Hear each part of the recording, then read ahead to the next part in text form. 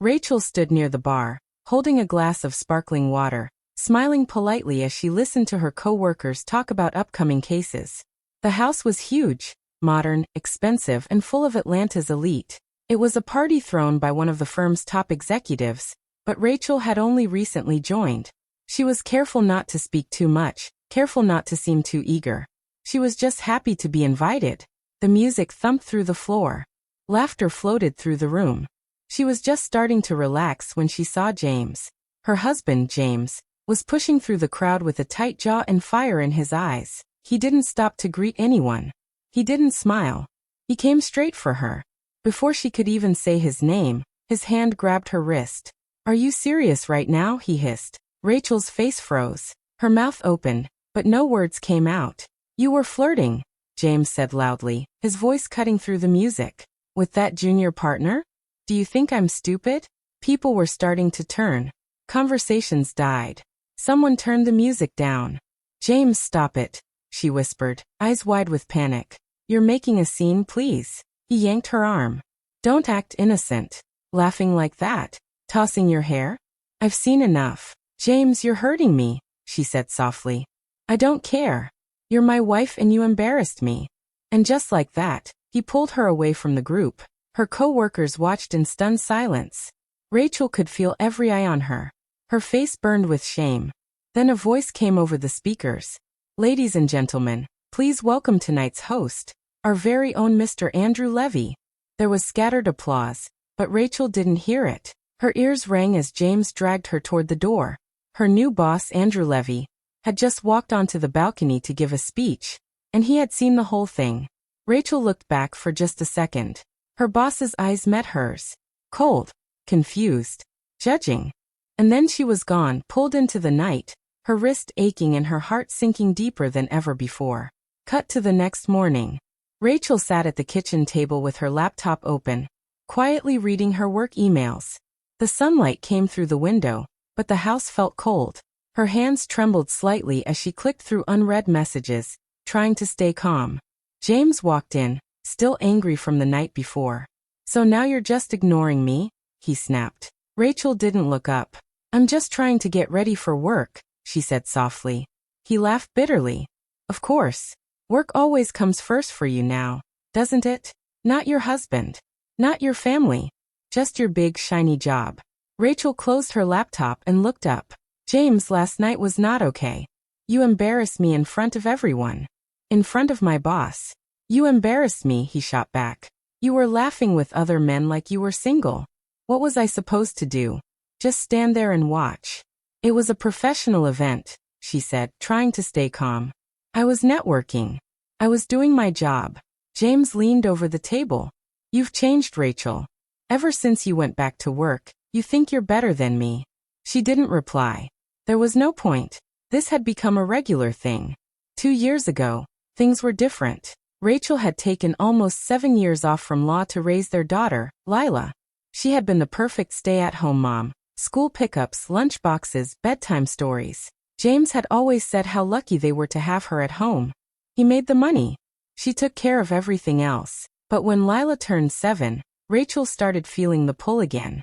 She had worked so hard for her law degree. She missed the challenge, the purpose. She applied quietly, studied every night, and finally got hired as an associate at a respected firm. At first, James pretended to be proud, but that didn't last long. He didn't like that she came home late sometimes, or that she dressed up for meetings. He hated when she talked about the cases she was working on. Slowly, he started making sarcastic comments, checking her phone, asking where she was every hour. When Rachel got invited to help on a high-profile case, she was thrilled. It meant real recognition. Even better, her boss, Mr. Andrew Levy, had noticed her hard work. He told her he wanted to mentor her, said he believed she had the potential to become a partner in a few years. Rachel had never felt so hopeful. But James didn't celebrate with her. He called it just extra pressure. He said, "Don't forget who stayed by your side when you were just a mom with no paycheck." Now, after the scene he caused at the party, that chance at becoming something more was at risk. Rachel picked up her phone and checked her calendar. A meeting with Andrew in 2 hours. Her stomach turned. Would he still believe in her? Or had last night changed everything? She stood up and walked toward the bedroom, passing the family photos on the wall. One showed the three of them, her, James, and Lila, smiling at a park. She remembered that day. It felt like a different life. Inside the bedroom, she sat on the edge of the bed and took a deep breath. At work, she felt confident, smart, in control. But at home, she felt like she was shrinking. Lila's voice called from the hallway. "Mom, can you help me find my socks?" Rachel wiped her eyes quickly. "Coming, baby." She stood up, put on a smile, and walked toward her daughter's room.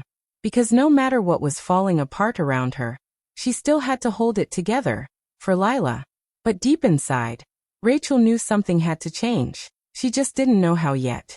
Rachel sat in the waiting area outside her boss's office, her hands tightly holding a notebook she hadn't even opened. Her heart was racing. She had barely slept. The memory of last night played over and over in her head. James yelling, pulling her out of the party, all the eyes watching, her boss seeing everything. "Mr. Levy will see you now," the assistant said. Rachel stood up, took a deep breath, and walked in. Andrew Levy sat behind his large glass desk. He didn't smile. He didn't even stand. "Sit, Rachel," he said calmly. She sat. There was a long pause. He looked at his screen, then at her. "You're a strong associate," he said. "You've handled your recent caseload well. That's why this is disappointing." Rachel's mouth went dry. "I'm sorry," she said quickly. "I didn't know James would. He just showed up and..." Andrew raised a hand to stop her. "Let's not make this personal. This isn't about your marriage. It's about perception." She blinked. "Perception? This firm depends on trust and reputation. Clients talk. People observe. Your name came up in a conversation this morning. A client who was supposed to meet with you next week is being reassigned." Rachel's stomach dropped. "Wait, you're removing me from the case?" Andrew didn't answer right away. "We have to protect our image, Rachel." And frankly, it didn't look good. She opened her mouth, then closed it again. What could she say? That her husband had acted like a jealous teenager in front of lawyers and CEOs? That she was trying to fix things? "I understand," she whispered. Andrew gave a short nod. "Let's focus on getting things back on track. For now, we'll have you assist on a different case. Lower profile." Rachel tried to keep her face steady, but it was hard. All the hours she had worked, all the nights she stayed up reviewing files. And just like that, it was slipping away. The meeting ended quickly. No warm words. No advice. No mentorse. Back home, Rachel walked in the door quietly. James was on the couch, watching TV like nothing had happened. He looked up. "You gonna say sorry or what?" Rachel stood there in silence. He scoffed. "I stood up for our marriage, Rachel. If that embarrassed you, maybe you should think about your behavior." She didn't answer. She just walked past him, her body numb. She went into the bedroom and sat on the edge of the bed. Her phone buzzed. A message. It was from Maya, a junior associate at work. "Heard about last night. I'm sorry. You don't deserve that." Rachel stared at the screen for a long time. So they were all talking. Not about her skills. Not about her hard work. Not about her cases. About him. About that night. She wasn't being judged for who she was, but for what her husband did. For how he acted. For how he made her look. Tears welled up in her eyes, but she didn't cry. She was too tired. Too angry. Somewhere deep inside, something shifted. She had worked too hard for this. Given up too much. And now, because of someone else's temper, her future was crumbling. And James? He didn't care. Not about her job. Not about her reputation. Not even about the pain in her eyes. Rachel looked at her reflection in the mirror across the room. "I didn't deserve this," she whispered. But now she knew. No one was going to save her. If she wanted her life back, she'd have to take it herself. Rachel became quiet at work. Not the focused kind of quiet, but the distant, distracted kind. She stared at her computer screen for minutes at a time. She forgot to send a file before a meeting. She mixed up two clients' details in a call. Her coworkers noticed. Some were kind. Others were not. "She's not herself," one whispered. "She's slipping," another said. Rachel heard them, even when they thought she wasn't listening. At home, things were worse. James had become even more suspicious. One evening he stood in the hallway as she came in from work. You're late, he said, arms crossed. I had to stay for a call, Rachel said, hanging her coat. With Andrew? He asked, voice sharp. Rachel blinked. No. With a client. He snatched her phone before she could react and started scrolling. James, give it back, she shouted, reaching for it. Just making sure, he muttered. Rachel stood there, helpless. There was nothing inappropriate on her phone, but that didn't matter. He didn't trust her. And deep down she knew he didn't respect her either. The next week, she had to go to the office late to finish a file that had to be emailed before midnight. James offered to drive her, but she refused. She needed space. She reached the building around 9:30 p.m. and greeted the night security at the front desk. She worked in silence for an hour, trying to concentrate, when suddenly loud voices came from the lobby. Rachel Preston. Where is she? It was James. Security tried to calm him, but he was shouting. Rachel ran out. James, what are you doing here? I knew it, he said, eyes wild. You said you came to work, but I bet Andrew's here too, huh? Stop it. You're embarrassing me again, Rachel hissed, her face pale. A security guard stepped forward. Sir, you need to leave. Now. James pointed at Rachel. You think I'm crazy? Just wait. You'll see. I know what's going on. He stormed out. Rachel stood there frozen. The security guard looked at her gently. You okay, ma'am? She nodded slowly. Yeah, I'm okay. But she wasn't.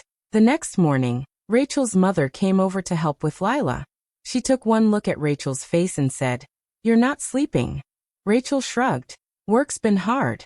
Her mother watched her carefully. You can tell me the truth. Rachel tried to smile. Everything's fine. No, it's not, her mother said softly. You've lost weight. You flinch when someone touches your shoulder.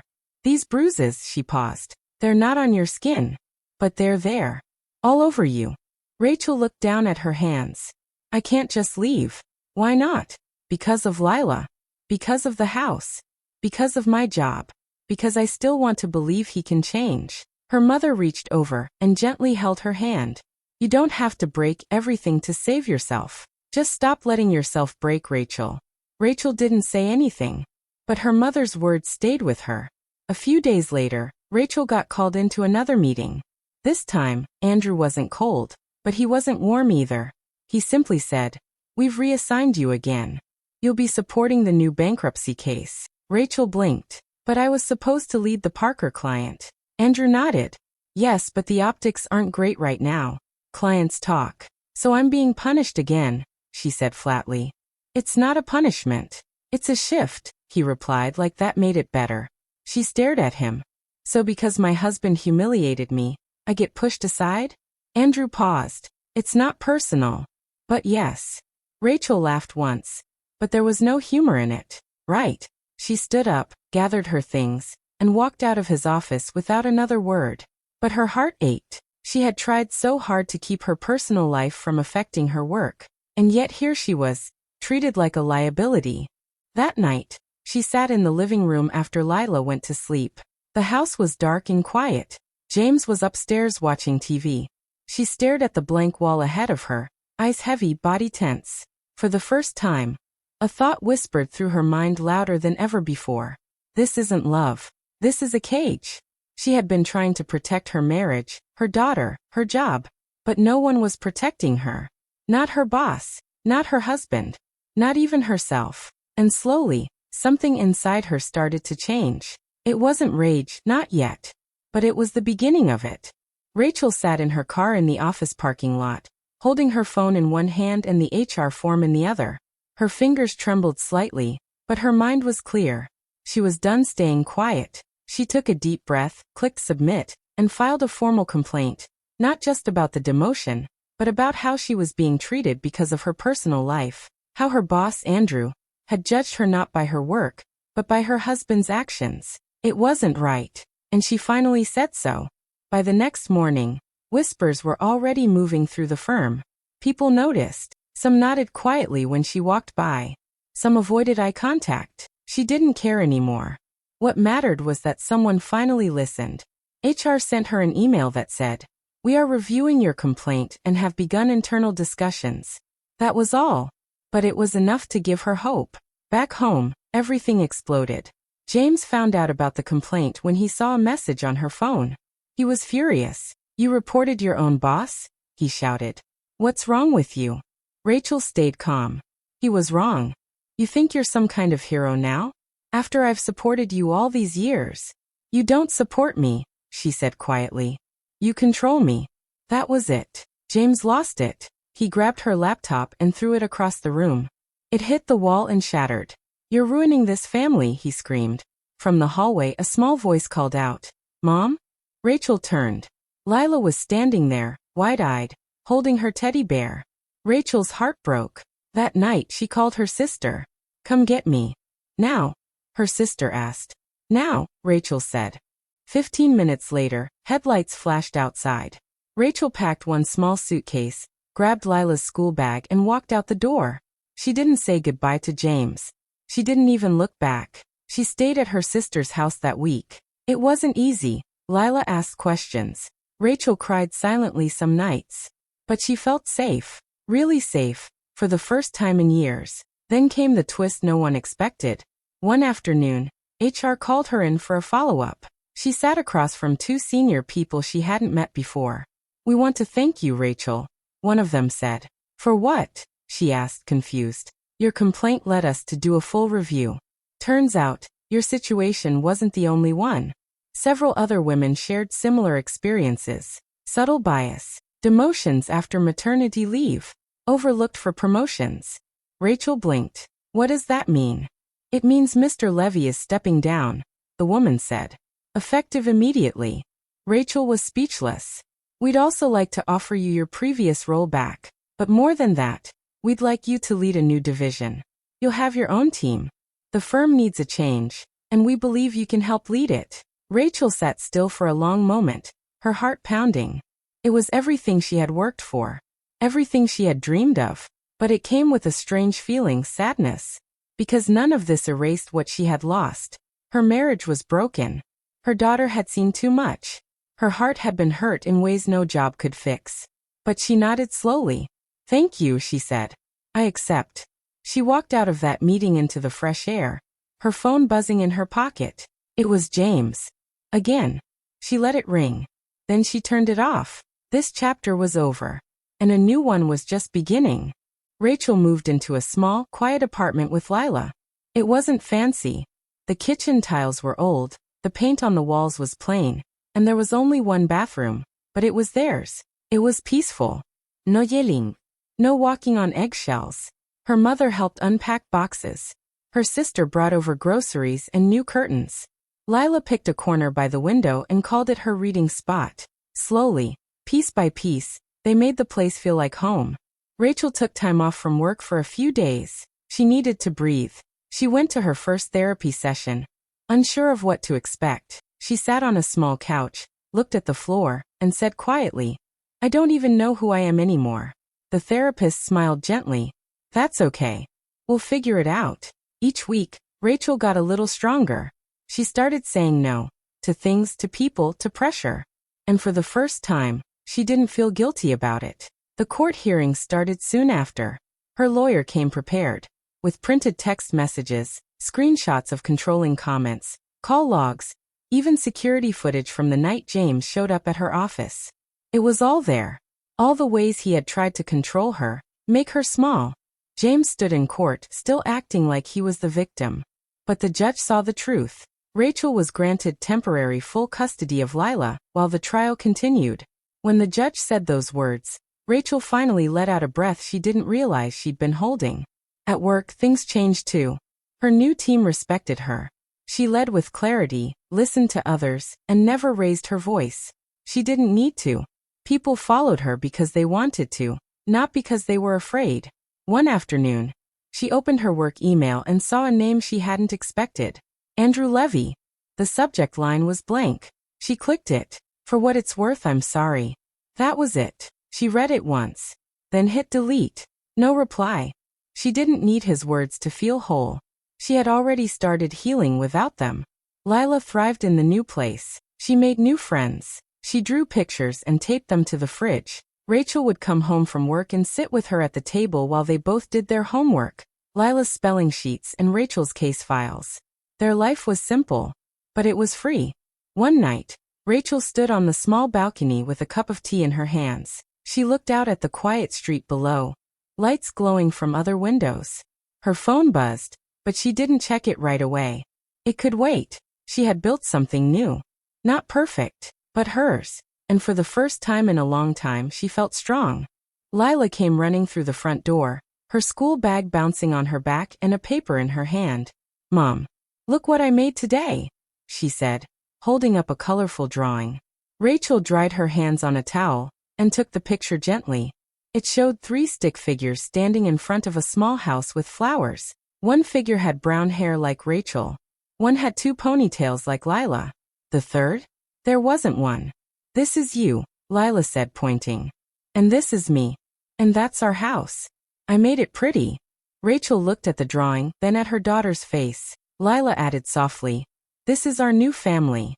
Rachel's heart swelled, not with sadness, but with something warm and full. She pulled Lila into a hug. "It's perfect," she whispered. That night, after dinner and bedtime stories, Rachel tucked Lila into bed.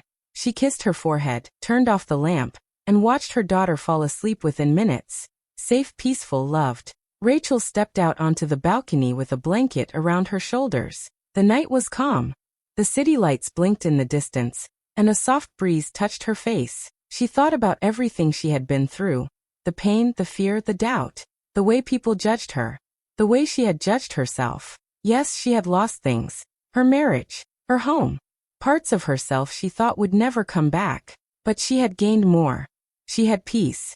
She had strength. And most of all, she had Lila. Rachel looked up at the sky and whispered to herself, "I survived." She paused, then smiled. "And I'm just getting started." Hey besties. Sparkling Heart, thanks so much for watching till the very end. You're the real MVPs. Don't forget to like, drop a comment, and hit that subscribe button for more powerful stories. See you in the next one. Bye. Waving hand sparkles.